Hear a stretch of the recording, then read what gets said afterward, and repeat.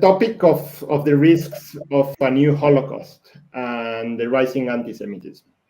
Both of you have mentioned that we're at risk of a new Holocaust. Edwin, you have a show on this, the second Holocaust, a series. Francisco, your book is called the Next Holocaust and Its Consequences, the subtitle. What I want here for both of you to answer is, why do you consider that there's this risk of a new Holocaust so present, and especially at this moment? Edwin, you go first.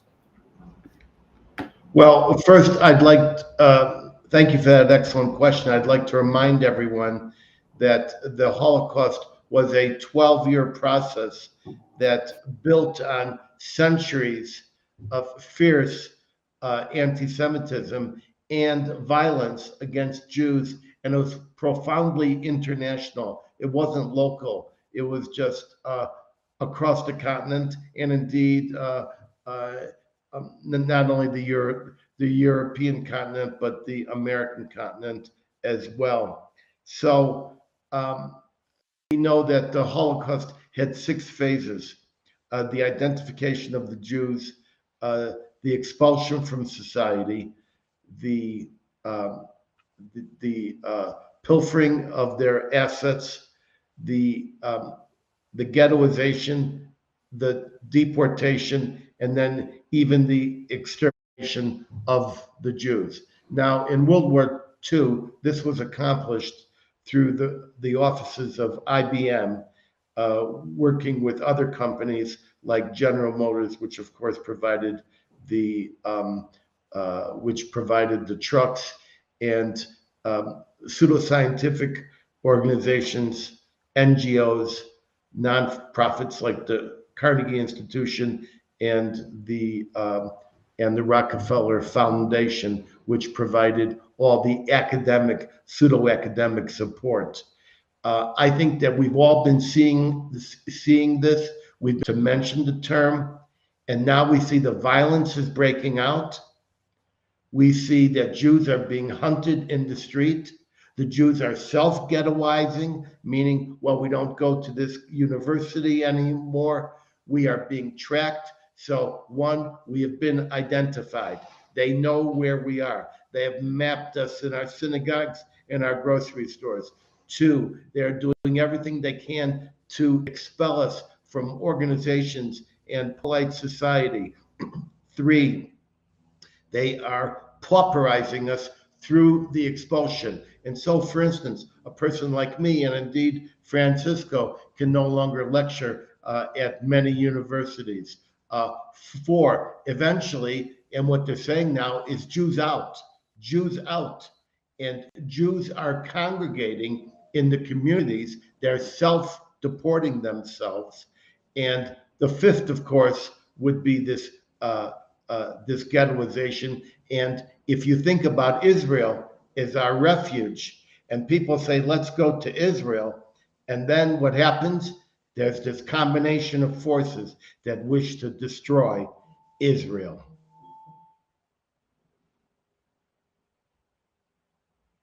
Right, Francisco, now you go. Okay, I understand I have 3 minutes. Is that right? Yes. Okay, so throughout history, century after century, as the people who've listened to me know, the great power of the moment is always persecuting the Jews. This is very, very consistent. It's a very strong correlation. So we see it with the Greco-Macedonians, then the Romans, then the Catholic Inquisition, then the Russian boyars, the German Nazis, and finally today the jihadis. Now, it appears that we are having an exception in the present moment, because a lot of people believe that the U.S. power elite is pro-Jewish and pro-Israel, but I don't think that's true. I think, as I have been documenting, that the U.S. power elite has actually been anti-Israel. We will talk, I think, in the next question a little bit more about that. But the point is that there's There's a consistent pattern. And the nature of that pattern, as I have tried to explain, is that the people who are trying to make everybody a slave, in other words, those who want to enslave all of us, always target the Jews first. They always go after the Jews first, and with greater violence against the Jews. And I think that consistency can be explained by the fact that the Jews are the people that taught Westerners how to fight oppression. The law of Moses, which is the body of law around which the Jewish civilization was constructed, is a law that it was born according to the Jewish tradition in a slave revolt. Okay, so the entire point of Jewish law is to make sure that people can live freely, free of oppression, with their individual rights respected, because this is the law of the escaped slaves. The Israelites were slaves of the Egyptian king, right? And they managed to escape to freedom. So of course, once they escape to freedom, what they create is a revolutionary law designed to protect everybody's rights and to fight against oppression. And that's the reason that the powerful people who want to make everybody a slave see Jewish civilization as the enemy, because if they don't extinguish those ideas, and in order to extinguish those ideas, they try to extinguish the people that transmit them, right? So if they don't extinguish these ideas about individual rights, loving your neighbor, fighting for freedom, fighting oppression, and so forth, then they can't enslave all of us. So what we're living through today is a new cycle of a very, very old process. And it's important to realize that this is always going on, because if we manage to survive the present crisis with something like our Western democracy still relatively intact, then it's important to create an institutional memory so that we don't forget that this always returns. The reason the Jews keep getting killed century after century is that they manage to convince themselves that it's over, that the last great attack was the last one. And so they're always surprised when the power elites organize a new genocide. So what we're seeing today is, that the great empire of our time, which is the United States, or the United States power elite, has actually been instrumental in making things easier for the jihadis, who are the new, let us say, advance guard that is organizing the new genocide. So, but we can talk about the details of how this was done a bit later. But that's the situation I see happening. It's a new cycle of an eternal process. Okay, so what we have here is that you both think that we're at a very high risk of a new Holocaust. Edwin is mentioning that if we look at the Second World War and the Holocaust, actually it didn't start with death camps. It was a process that went through different stages. And right now we're seeing those stages, no? And basically we're arriving almost to the fifth stage, that we're almost on the brink of expulsion.